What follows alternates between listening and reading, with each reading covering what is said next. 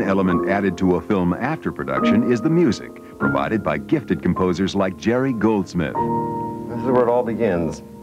All the electronics. They all help, but you gotta start somewhere. I start in the piano, as I have all my life. I try and average 2 minutes of music a day. It seems like that isn't very much, but you'd be surprised how many pages 2 minutes can take in a fight or a chase. And so if a film has an hour of music, one figures it's going to take, the 2 minutes a day is going to take 30 days to write it. And that's basically the way I figure it.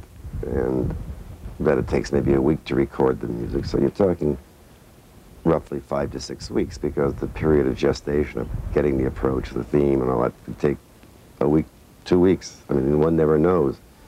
I can't come out to the garden here and pick it off a tree. I mean, if I could find one of those trees, I'd really make a nursery of them. So one really figures that I think the average time I spend on a film is maybe 6 weeks from beginning to end. Composer Jerry Goldsmith has written many hours of music for more than 125 major motion pictures, including Chinatown, Poltergeist, Lilies of the Field, Patton, and the Oscar-winning score for The Omen. He recently finished the music for Poltergeist II. Music is adding a character to the picture, both psychologically and emotionally. And for the composer to be in tune with the filmmaker, is what we're both trying to accomplish together, is the major #1 task. The next one is to come up with a musical interpretation of our discussions and our ideas, and how to make the music as a piece of architecture within the film itself. It's just not scattered pieces of music in the film, but it's all related thematically, and it has to be tied together. I'm surrounded by all this high-tech equipment, and I've been asked a lot of times, when you have all the state-of-the-art electronic equipment, how can you seem to use one of these antiquities that probably goes back to antediluvian times, the moviola, when we have the high-tech, fast ability of using video? And my answer to that is really, I guess, the romantic thing is I like the feel of the film. It's still a film medium we're dealing with, and I like the stack of film, and I like the clank of this thing. I mean, it makes a hell of a lot of noise when it goes. I mean, and if it doesn't break the film, which it does have a tendency to do every once in a while, and it's noisy, but it's film. I want to do something I have never done before. But for me, the most important thing is character. I mean, I think that's what music does so well, and I think the thing I do so well is to get inside a character. I think, you know, probably as far as I'm concerned, the best thing I ever did in that nature was Patton. And that's wonderful. I don't like to write about machinery. I don't find a lot of emotion in it. You know, I use a certain amount of high-tech stuff in what I do, naturally. That's our time, but it's used as an application to get inside people and characters. That's what drama's about, or the people, not the environments. It's how they react to all these things. And that's what I like. I became very fascinated with electronics. I guess the first time I really got involved was in 1962 when I was doing Freud.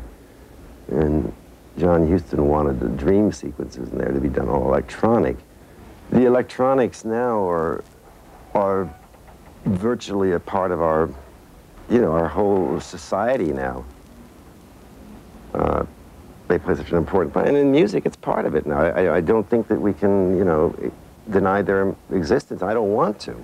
I find that it gives me a whole new palette. I have a whole new section of the orchestra. I'm not using them to put musicians out of work or to save money. I mean, I still use an 80-man, you know, piece of orchestra, but I'll have 3 keyboardists who may be playing a variety of 12 different synthesizers. The more that the director knows where you're coming from and what you're doing, the more likely it's going to be accepted. And before we used, I'd sit down on the piano and try and play something. And I hear things in my head. I can say, well, the strings are playing this and the brass are playing that. And the director can look at you and say, oh, sure, I understand. But they hadn't the vaguest idea. Now, I'm going to show my director and producers one of the new themes I've written for Poltergeist. That's going to use that sort of electric piano sound for an accompaniment, and then I'll probably put the melody on this. A little whistle sound. And then perhaps, let's see, I want to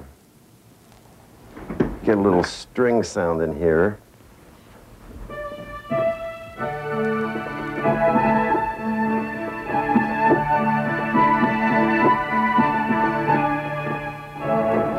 Now, as you can see, the whole logistics of putting all these together wouldn't work very well.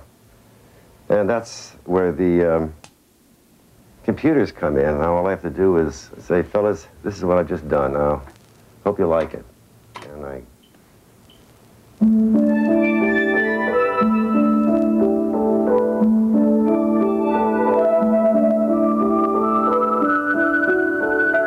And through the magic of computers, there it is. I always loved drama, and I always wanted to be a composer, so it seemed that the two of them would go hand in hand. So it's something I love, I've always wanted to do, and I always want to continue doing.